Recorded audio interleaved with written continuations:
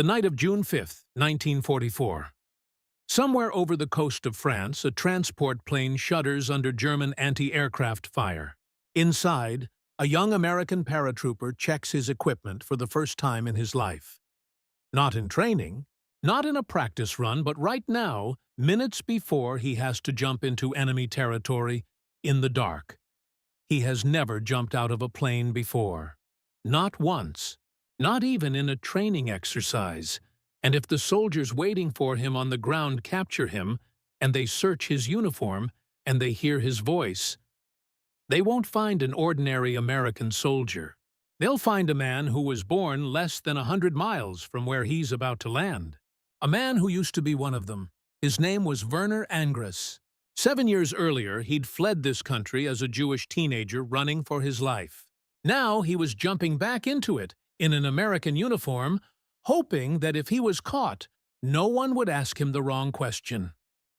Werner Angress was born in Berlin in 1920, the son of a banker.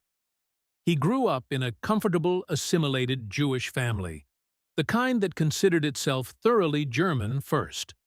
That comfort ended on January 30th, 1933, when Adolf Hitler came to power. Angress watched his classmates turn on him. His teachers stopped protecting him. By the time he was a teenager, Jewish students weren't safe walking to school. He eventually left the school system altogether and joined a Jewish agricultural training program called Grossbreisen, designed for one purpose: to prepare young Jews to leave Germany for good and to have a trade waiting for them wherever they landed. In 1937, his family finally tried to escape. It nearly went wrong immediately.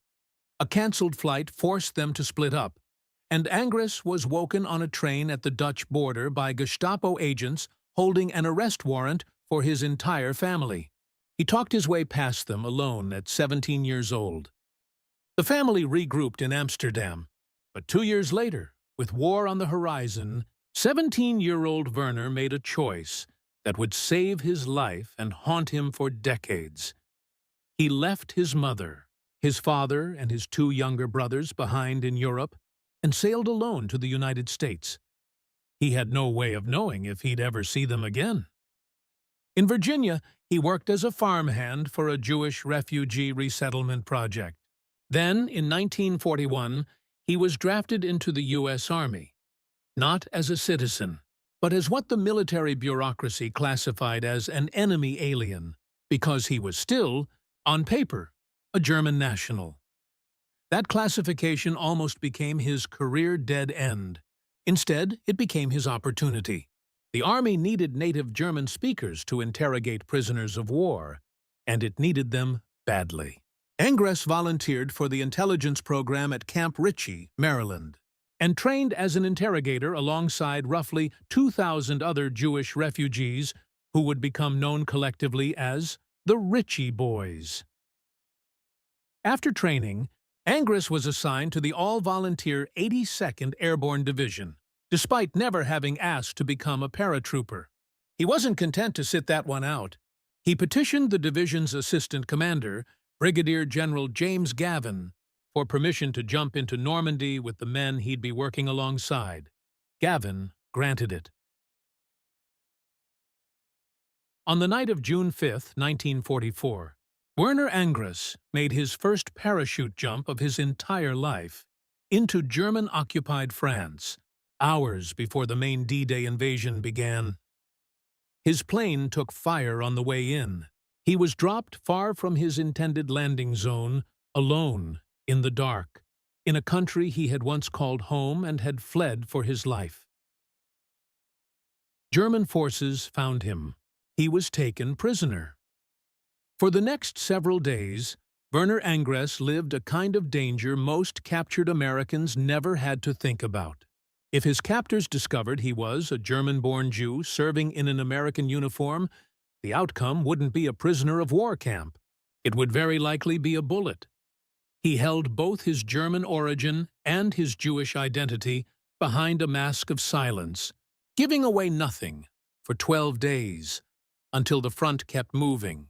His guards realized the Allies were closing in and abandoned the position. Angress walked free and made his way back to American lines near Cherbourg. He had survived his own worst-case scenario, and he went right back to work. For the rest of the war, Angress served as a frontline interrogator, first in France, then later during the brutal fighting of Operation Market Garden, and again during the Battle of the Bulge. His approach broke from what his training told him to do. His instructors pushed for intimidation, pressure, hostility, breaking a prisoner down. Angress consistently ignored it. He treated captured German soldiers with a quiet, almost courteous patience, and it worked more often than the shouting did. Decades later, he would say plainly that he found the aggressive approach both immoral and ineffective, a position that stayed with him for the rest of his life.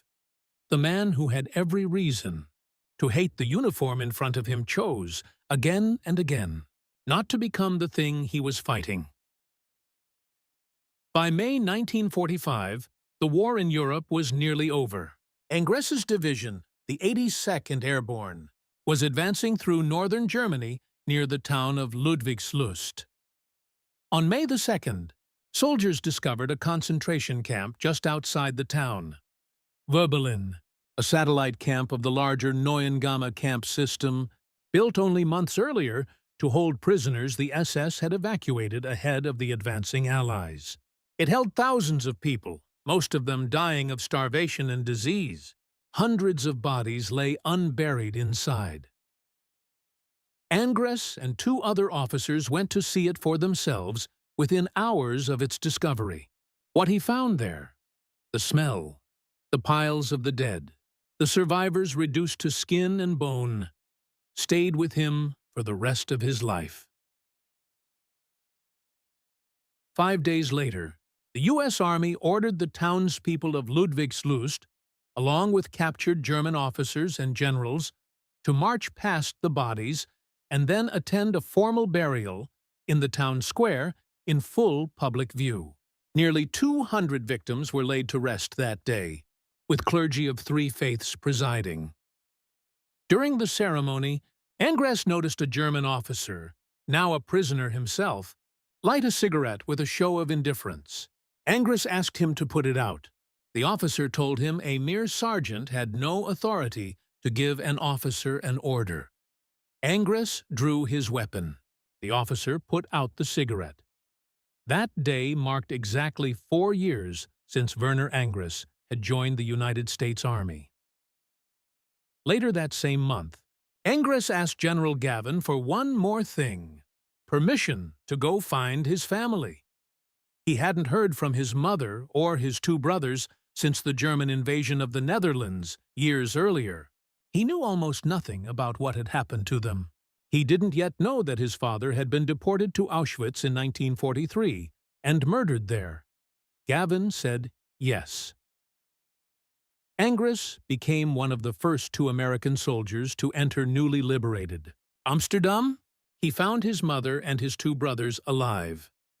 They had survived in hiding, aided by the Dutch resistance, for years. His mother didn't know her son had become a soldier. When he appeared in front of her in an American uniform, she fainted. Werner Angress was awarded the Bronze Star for meritorious service and the Purple Heart for his wound. After the war, he was accepted to Wesleyan University, despite never having finished high school back in Germany. The war had simply never given him the chance. He went on to earn a doctorate at Berkeley and spent 25 years as a history professor in the United States. Then, late in life, he did something almost no one expected. He moved back to Berlin, the city that had once tried to erase him, and spent his final years speaking to German schoolchildren about what it had actually been like to grow up Jewish under the Nazis. He returned more than once to Werberlin to take part in ceremonies remembering what he'd seen there as a young soldier. Werner Tom Angress died in Berlin on July 5, 2010. He was 90 years old. He jumped into the country that had tried to kill him, wearing its language, carrying its history. Risking discovery every single day, he wore the uniform. He chose not to become cruel, even when he had every reason to. And when the war finally let him, he chose to spend his last years making sure the next generation of Germans understood exactly what had happened and why it mattered that people like him had come back. If this is the first time you've heard the name Werner Angress, subscribe. This channel exists to bring you the true stories of World War II that never got the telling they deserved.